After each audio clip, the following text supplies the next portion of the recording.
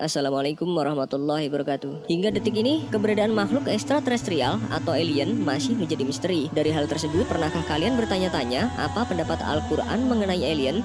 Sebelumnya, tekan tombol subscribe dan nyalakan loncengnya. Bagikan video ini ke teman dan keluarga kalian, karena sebaik-baik kalian adalah orang yang mempelajari Al-Quran, kemudian mengajarkannya kepada orang lain. Satu lagi, simak video ini sampai selesai, biar nggak salah paham. Bicarakan isu alien yang hidup di planet lain mungkin tidak ada habisnya. Informasi penampakan UFO yang terekam kamera pun selalu dikaitkan dengan kehidupan makhluk asing tersebut. Lalu bagaimanakah sebenarnya Islam menilai hal itu? Dilansir dari muslim.occasion.com, dalam buku yang ditulis oleh Dr. Nadia Toyaroh yang berjudul Sains dalam Al-Quran, Mengerti Mujizat Ilmiah Firman Allah, disebutkan Al-Quran ternyata membenarkan adanya makhluk lain di luar bumi. Seperti surat dalam Al-Quran yang berbunyi, dan segala apa yang ada di langit dan di bumi, yaitu semua makhluk melata dan para malaikat hanya bersujud kepada Allah, dan mereka tidak menyombongkan diri. Quran Surat An-Nahl ayat 49. Selain itu, salah satu surat dalam Al-Quran yang menyimpan petunjuk adanya makhluk luar angkasa adalah surat Asy-Syura. Di antara tanda-tandanya ialah menciptakan langit dan bumi dan makhluk-makhluk yang melata yang dia sebarkan pada keduanya. Dan dia maha kuasa mengumpulkan semuanya apabila dikehendakinya. Quran Surat Asy-Syura ayat 29.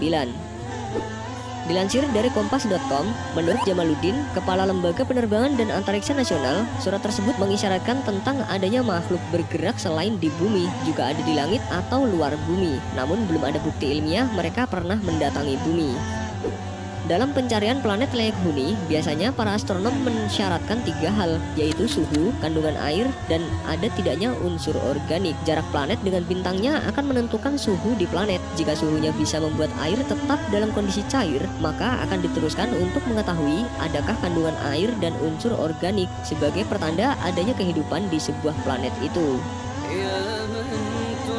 Allah Subhanahu wa taala menegaskan dalam surat An-Nur ayat 45 di mana semua makhluk melata yang diterangkan sebelumnya adalah terbuat dari air, dan Allah menciptakan semua makhluk melata dari air. Quran Surat An-Nur ayat 45.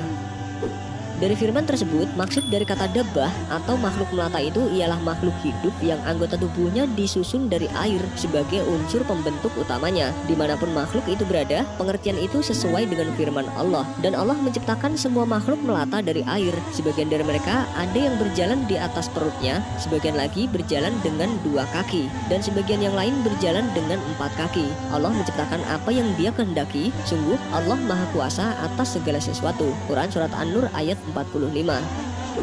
Selain itu, dalam surat Al-Jasiyah juga menjelaskan isyarat planet layak huni di luar bumi. Dalam surat tersebut tertulis, dan Dia telah menundukkan untukmu apa yang di langit dan apa yang di bumi semuanya sebagai rahmat daripadanya. Sesungguhnya pada yang demikian itu benar-benar terdapat tanda-tanda kekuasaan Allah bagi kaum yang berpikir. Quran Surat Al-Jasiyah ayat 13.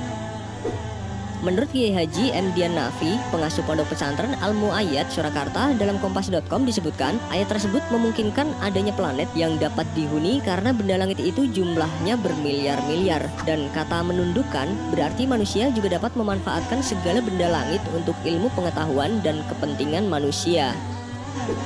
Semisal nantinya pencarian ilmiah membuktikan bahwa ada organisme-organisme hidup di planet lain, umat Islam sejatinya tak perlu kaget lagi dan terguncang imannya. Karena melalui isyarat-isyarat dalam Al-Quran, umat Islam bisa ikut membenarkan penemuan tanda makhluk tersebut yang selama ini ada. Wallahu a'lam bishawab. Wassalamualaikum.